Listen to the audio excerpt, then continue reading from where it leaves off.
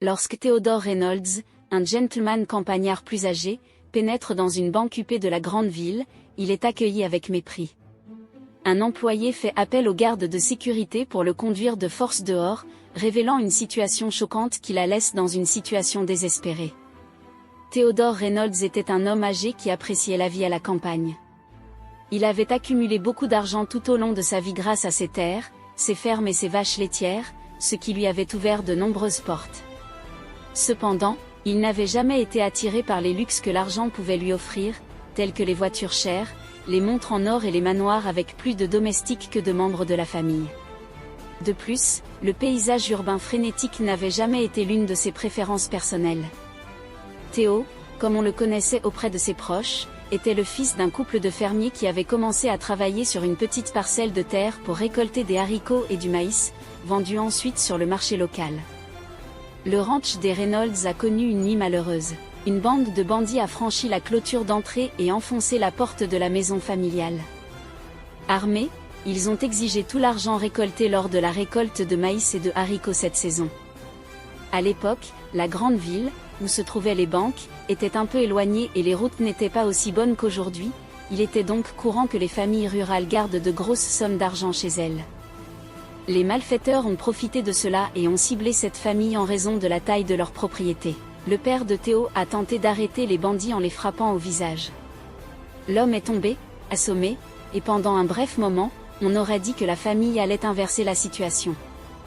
Mais les voyous étaient en surnombre et ne prenaient aucun risque. Lorsque le père de Théo a tenté de poursuivre le deuxième bandit, une balle l'a frappé à la poitrine, le tuant devant tout le monde. Bien que Théo n'ait que 7 ans, ce moment tragique resterait avec lui toute sa vie. Sa mère, Maria, a crié et pleuré sur le corps de son mari, refusant d'être séparée de lui. Le garçon se tenait dans un coin de la maison, respirant bruyamment, les yeux étroits, craignant le présent et l'avenir. Les bandits ont fui après le coup de feu. Ils ne s'attendaient probablement pas à ce que de simples cultivateurs de haricots se défendent, et ce coup de feu servirait d'avertissement aux fermes et ranchs voisins. La vie devait reprendre son cours après l'enterrement, mais la mère de Théo craignait le retour des hommes. Le garçon ne supportait pas de voir sa mère dans un état aussi nerveux, toujours inquiète pour la sécurité du lieu, de la famille, et sans savoir s'il pourrait survivre seul. Malgré sa jeunesse, il proposa de s'occuper des cultures et des terres avec le même zèle que son père, du lever au coucher du soleil. Sa mère avait promis sur la tombe de son mari de toujours lutter pour son fils. Malheureusement, les difficultés ne faisaient que commencer. Maria était contrainte de repartir de zéro. La récolte de cette année avait été l'une des plus médiocres des 5 dernières années, et il restait de nombreuses activités liées à la ferme que Maria ne savait toujours pas faire sans son mari. Elle s'est vue refuser un prêt lorsqu'elle est allée en ville visiter une banque.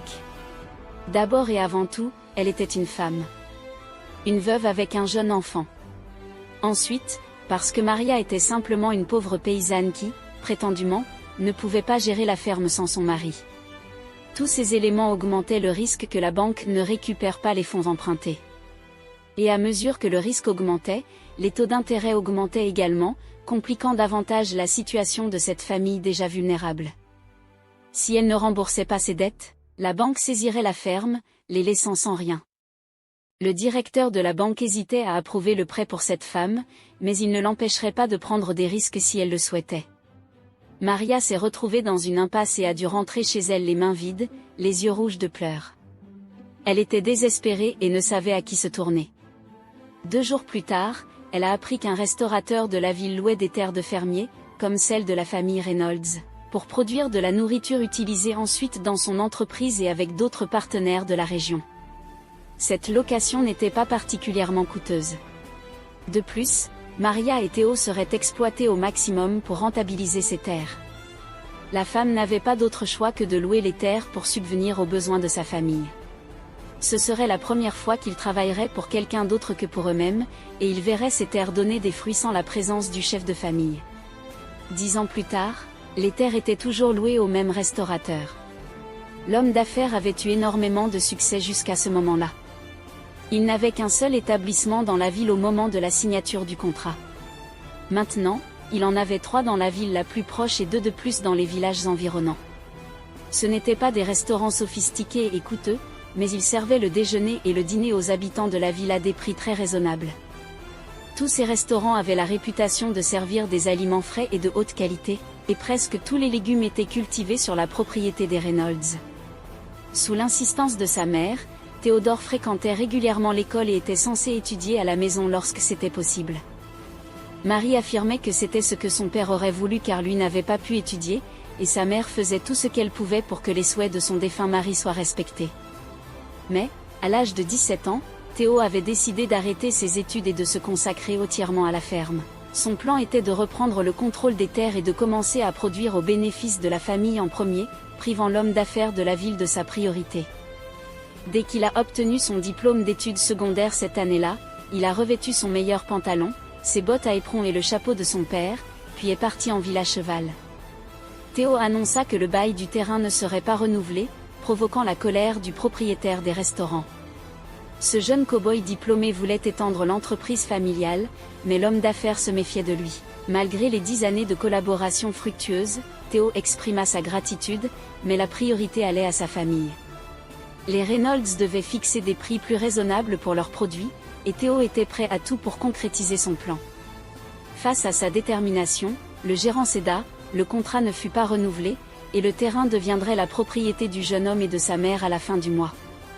2 nuits plus tard, le propriétaire du restaurant envoya un groupe d'hommes au ranch des Reynolds avec pour mission de voler l'argent familial, les obligeant ainsi à renouveler le bail. Malgré leurs recherches nocturnes, les voleurs ne trouvèrent rien de valeur ni les économies des Reynolds, cachées habilement par Théo. Ce dernier, anticipant des représailles, avait pris des mesures pour protéger sa famille.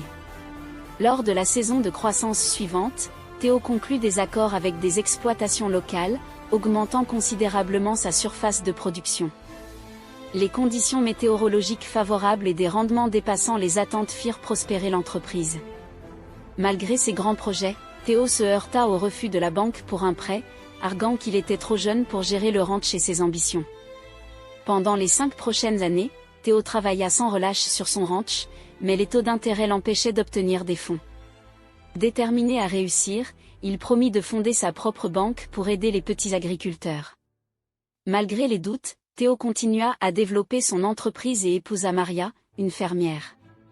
Au fil des années, leur ferme prospéra et soutint de nombreuses familles. Cependant, Théo refusa les commodités modernes jusqu'à ce qu'il réalise qu'il était temps de déménager pour offrir plus de confort à sa mère. Après l'achat maladroit d'un pick-up, il découvrit qu'il ne savait pas conduire. Accompagné par un vendeur, Théo et sa famille visitèrent la ville pour investir dans de nouvelles entreprises, malgré les réticences d'un vendeur de voitures. Plus tard, Théo négocia avec succès un accord massif, choquant tous ceux qui le connaissaient. Lorsqu'il se rendit à la banque locale, son apparence détonnait dans l'environnement citadin. Malgré les différences, il chercha à parler à la direction pour des investissements potentiels, mais se heurta aux règles strictes de la banque. Traité avec mépris, il prit un ticket et attendit. Lorsque la situation dégénéra en confrontation avec les gardes de sécurité, un haut responsable intervint, reconnaissant en Théo le propriétaire de la banque depuis 3 semaines. Théo annonça alors que la banque soutiendrait les fermiers et éleveurs locaux. Il réassigna même le service VIP à une assistance exclusive pour les agriculteurs ruraux. Face à la résistance, il utilisa des leviers pour maintenir le changement. Pendant ce temps, il continua sa vie simple au ranch tout en finançant des projets pour ceux qui en avaient besoin. Pour lui, aider les autres était sa mission accomplie. À chaque succès d'un agriculteur grâce à sa banque, il espérait que son père le regardait, fier. Si vous avez aimé cette histoire, laissez un like. Et la prochaine vidéo affichée à l'écran pourrait aussi vous intéresser. Excellente journée et à bientôt dans la prochaine vidéo.